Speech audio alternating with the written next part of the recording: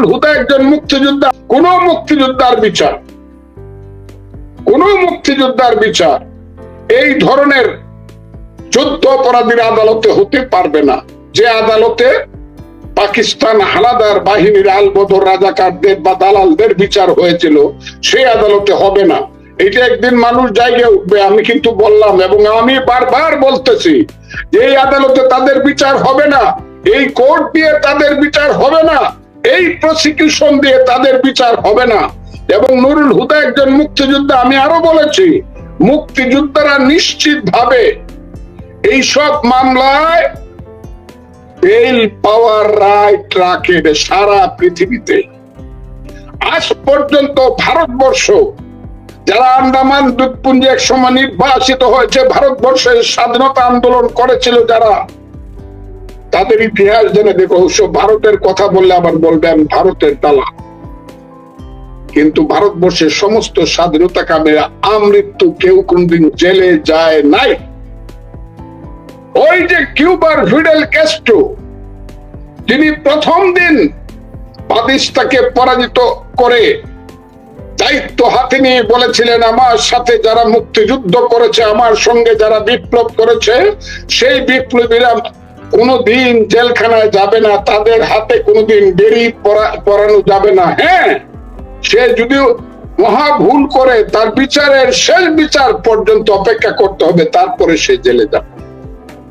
বাংলাদেশে মুক্তিযুদ্ধকে সামান্যতম সম্মান দেওয়া হচ্ছে না। কেন হচ্ছে না আমি জানি। এই কারণে জানি যে এই দেশের মানুষ বড় একটা ধাঁধার মধ্যে পড়ে গিয়েছিল। সেই ধাঁধাটা হলো 15 বছরের শেখ হাসিনা সরকারের কুশাসনের কারণে আমার মতো লোকের মধ্যে একটা জিনিস চিন্তা এসেছিল যে শেখ হাসিনা এই মুহূর্তে যাওয়া দরকার। আমাকে প্রশ্ন করেছিল তাহলে কে আসবে, আমি উত্তর দিয়েছিলাম প্রয়োজনে আজরাইল আসুক। এখন দেখতেছি আজরাইলের চেয়েও অনেক খারাপ জিনিস আসছে। কাজেই মানুষের এখানে ইজ্জত নাই, মানুষের এখানে সম্মানের কোনো নিশ্চয়তা নাই, মানুষ বিপদে পড়লে যাওয়ার কোনো জায়গা নাই।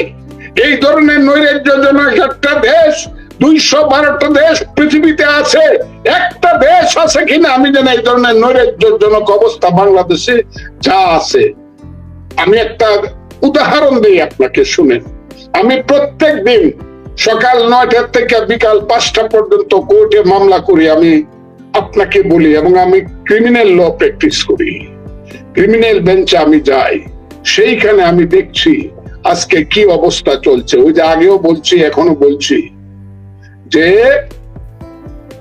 আওয়ামী লীগের 15 বছরের শাসনে বিএনপির কোন সিনিয়র অ্যাডভোকেট জেলখানায় যেতে হয়নি। এমনকি অ্যাডভোকেট হইলে পরে কোর্টে আসলেই বেল।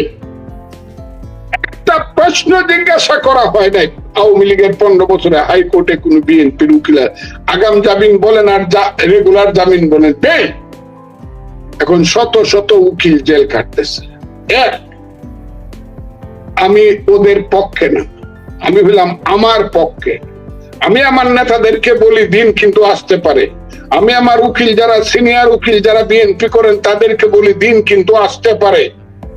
কারণ বাংলাদেশ কিন্তু জোয়ার ভাটার দেশ, এই দেশ কিন্তু জোয়ার ভাটার দেশ। এই দেশ এমন নাও থাকতে পারে। আর সবার উপরে আছে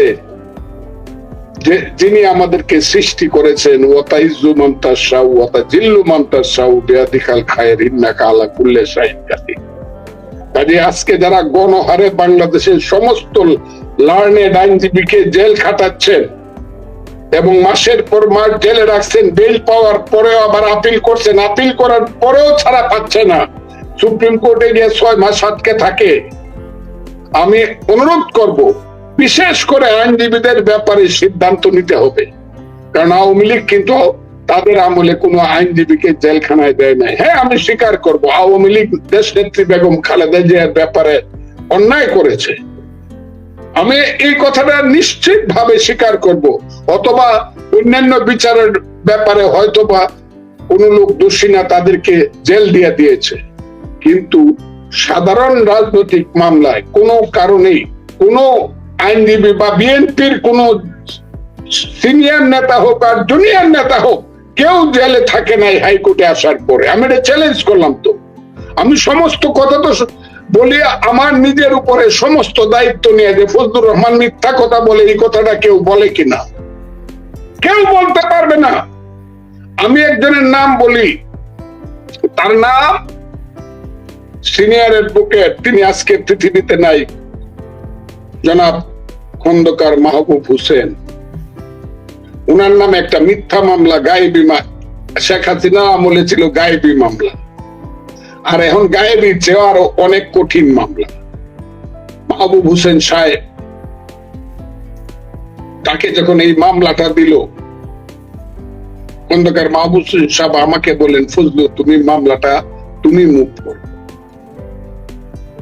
সেই মামলাটা আমি মুভ করার সঙ্গে সঙ্গে আগাম জামিন দিলেন, এবং আগাম জামিনে উনাকে রাখার সঙ্গে সঙ্গে উনার মামলাটা একটা কোর্ট, যে কোর্ট আওয়ামী লীগ দ্বারা জজ হয়েছিল, যে কোর্টের সিনিয়র জজ, আমি নামও বলতে পারি, এবং ছাত্রলীগের নেতা ছিল রাজশাহী ইউনিভার্সিটি, সেই জজ খন্দকার মাহবুব হোসেনের মামলাটা দুইটা কথা শোনার পরে বলল, ইয়েস, রুল স্টে 561 এতে রুল স্টে করে দিল। এরকম বহু আছে, বহু বহু আমি বলতে পারি। এখনো যারা সিনিয়র অ্যাডভোকেট, যারা বিএনপির জীবিত আছে, তাদের নামে অনেক মামলা আছে, কিন্তু কাউকেই, একমাত্র 3 দিনের জন্য আমাদের সেক্রেটারি ছিল কাজল, রুহুল কুদ্দুস কাজল, 3-4 দিন হাজত, কিন্তু যখনই হাইকোর্টে আসছে বেল। কিন্তু আজকে যা হচ্ছে, এটা হলো একটা আইনজীবীদের ব্যাপারে, সিনিয়রদের ব্যাপারে। 2 নম্বর হইলো, রাজনীতি করে বাড়ির ছেলেটি বা পুরুষটি দেখা গেল তার স্ত্রী সহ আসামি, তার মেয়ে সহ আসামি। হ্যাঁ, মেয়ে আসামি হয়েছে, কিন্তু দুর্নীতি দমন মামলায় যদি মেয়ের নাম থাকছে ব্যাংকে, বিএনপির সময় হয়েছে, কিন্তু এখন কিন্তু ক্রিমিনাল কেসে, ওই যে গুলি করছে শেখ হাসিনা সহ আরো 277 জন, ওই 277 জনের ঘরের বউরে দিয়া দিছে, বেল পাইছে সুপ্রিম কোর্ট থেকে, তারপরও বাড়িতে পারে না, আরেকটা কেস, আবার সুপ্রিম কোর্ট পর্যন্ত আইসা বেল পাইছে, আরেকটা মামলা, আবার সুপ্রিম কোর্টে আসছে, তারপরে আবার আরেকটা মামলা। ওই জেল গেটে আসতে পারে না, আপনার নামে আরেকটা নতুন মামলা আসছে। এইগুলা কিন্তু একটা দেশকে ভালোর পথ। আমরা তো ভালোর জন্য, আমরা তো মনে করছিলাম শেখ হাসিনা চইলা গেলে পরে আইনের শাসন হবে, বিচার বিভাগের স্বাধীনতা হবে। সেদিন দেখলাম ডক্টর কামাল হোসেন সাহেবের সুযোগ্য কন্যা, যিনি এখন বাংলাদেশের সিনিয়র অ্যাডভোকেট, সারা হোসেন, উনি বললেন, আমিও বলছি নির্বাহী বিভাগের আদেশে এখন কোর্ট চলছে। হয় নির্বাহী বিভাগ আদেশ দিয়ে কোর্ট চালাবে, বিচারক থাকবে না, আর না হলে বিচারক থাকবে, নির্বাহী বিভাগের আদেশ থাকবে না, শুধু আদেশটা হবে আইনের মাধ্যমে। Law will determine all the course of a case. তা যদি না হয়, তাহলে নির্বাহী বিভাগ এসে এখানে বসুক, আইনমন্ত্রী এসে চিফ জাস্টিসের চেয়ারে বসুক, ওনারা এখানে কেউ ফাঁসি দিয়ে, কেউ যাবজ্জীব, যা ইচ্ছা তা করুক, কিন্তু চিফ জাস্টিস বসায় রাইখা, এপিলেট ডিভিশনের 2টা বেঞ্চ বসায় রাইখা, 49টা হাইকোর্টের বেঞ্চ বসায় রাইখা নির্বাহী আদেশে একটা দেশ কিছুতেই চলতে পারে না। চললে পরে এটা দেশ থাকে, আমি জানি না মানুষ কোথায় আছে, এটা দেশ থাকবে না। আওয়ামী লীগ যারা অপরাধ করছে, প্রত্যেকের জেল হওয়া উচিত। যারা মানুষ খুন করছে, তাদের ফাঁসি হওয়া উচিত। সবচেয়ে খারাপ কাজ করছে, 15 বছরে 3টা নির্বাচন দেয় নাই দেশটাকে, সালমান রহমানদের মাধ্যমে, সালমদের মাধ্যমে। আর এখন ওই যে এনসিপির নেতারা যারা 2 টাকা দিয়ে ডাইল দিয়ে ভাত খাইতে পারতো না, সূর্য সেন হলে, মহসিন হলে, যারা এখন 1500 কোটি টাকা আনে, 1500 কোটি টাকা যারা আনে, ওই সব বড় বড় এখন আবার দেখি আবার তারা টাকা দিতে চায় না বলে আবার তাদেরকে দেশ ছাড়া করতেছে, অথবা তাদের নামে নতুন করে কেস দিতেছে। বড় বড় সেই ব্যবসায়ীরা এখনো বাংলাদেশে আছে, যারা শেখ হাসিনাকে টাকা দিত অথবা শেখ হাসিনার নামে বাংলাদেশকে লুট করত। সেই যে 15 বছরের শাসন, সেই শাসনের একটা কঠিন বিচার হওয়া দরকার, কিন্তু সেই বিচারটা হওয়া উচিত আইনের মাধ্যমে। সেই বিচারটা জুতার বাড়ি দেওয়া, গালে জুতার বাড়ি দেওয়া না, তার বাড়ি পুরায় দেওয়া না, বুলডুজার চালানো না, অথবা সে অন্যায় করছে তার বউরে এনে জেলখানায় ঢুকায় রেখে 5 বার বেল পাইলে আরো 5টা কেস দিয়ে দেওয়া না, সৌনারেজ দেখানো না। আমি আজকে এখানে বসছি একটা মাত্র কারণে, এই জিনিসগুলো হচ্ছে। এটা কিন্তু জোয়ার বাটার দেশ। আমি সব সময় বলি আমি আর চাই না এই দেশে এইসব হোক। আমি চাই না কোনো কারণে সরকার পরিবর্তন হইলে পরে আবার আমার গালে কেউ জুতার বাড়ি দিক, অথবা আমি জেলখানায় পড়ে থাকি 3 বার বেল পাইলে পরে আবার আপিল করে 7টা কেস আমার নামে দেখো। আমি চাই না, কারণ আমার বয়স হয়েছে 78। এই 3রা অক্টোবর আমার বয়স হবে 78 বছর। আমি আপনাকে বলি মুক্তিযুদ্ধ করেছিলাম, কত সুন্দর স্বপ্ন দেখেছিলাম, কত সুন্দর গ্রামের স্বপ্ন দেখেছিলাম। সুন্দর গ্রাম হবে, ছবির মতো দেশ হবে, আইনের মাধ্যমে দেশ চলবে, গণতন্ত্র হবে, গরিব মানুষের পেটের ভাত পরনের কাপড় হবে, গরিবের সন্তানের শিক্ষা শেষে মানুষের চাকরি হবে, এই দেশ একটা ধর্মনিরপেক্ষ দেশ হবে। যে ধর্মনিরপেক্ষতার প্রত্যেকটা কথা, আমি যারা আজকে আমাকে বকাবকি করেন, আল্লাহ বলেছেন প্রতিদিন প্রতি মুহূর্তে কোরআন শরীফের প্রত্যেকটি সূরায় বলেছে, প্রত্যেক জায়গাতে আমি চ্যালেঞ্জ করলাম, বলছে আমি হলাম সমস্ত বিশ্ব ব্রহ্মাণ্ডের সবকিছুর মালিক। সবকিছুর মালিক যদি আল্লাহ হয়ে থাকে, আমার আল্লাহ কোরআনে যদি বলে আমি হলাম সবকিছুর মালিক, তাইলে সেই আল্লাহ আমারও মালিক, হিন্দু মুসলমান বৌদ্ধ খ্রিস্টান সবারই মালিক, হাতি ঘোড়া ভাগ ভাল্লুক গরু পশু সবার মালিক, গাছপালা সবার মালিক। কাজে আল্লাহ যেহেতু ডিফারেন্স করে না, আমি কেন ডিফারেন্স করব? আমি চাই ধর্মনিরপেক্ষতার মাধ্যমে, ওই যে আমি সব সময় কথা বলি, মানুষ বলে ফজলুর রহমান পুরাণ কথা বলে, পুরাণ কথাই তো সত্য কথা। শোনো হে মানুষ ভাই, সবার উপরে মানুষ সত্য, তার উপরে নাই। রক্ত কাটলে সবার শরীর থেকে লাল রক্ত বের হয়, কারো রক্ত সাদা না, সাদা মানুষের রক্ত সাদা না, কালো মানুষের রক্ত সাদা না, বাদামি মানুষের রক্ত বাদামি না, সবার রক্ত লাল। কাজে আমি তো চাই মানুষের দেশ হোক, মানুষের পৃথিবী হোক, মানুষের সমাজ হোক। আজকে যা চলছে আমি দেখলাম না, শুধু এটা কি হইল, ওই রবি ঠাকুরের বই রাখা যাবে না।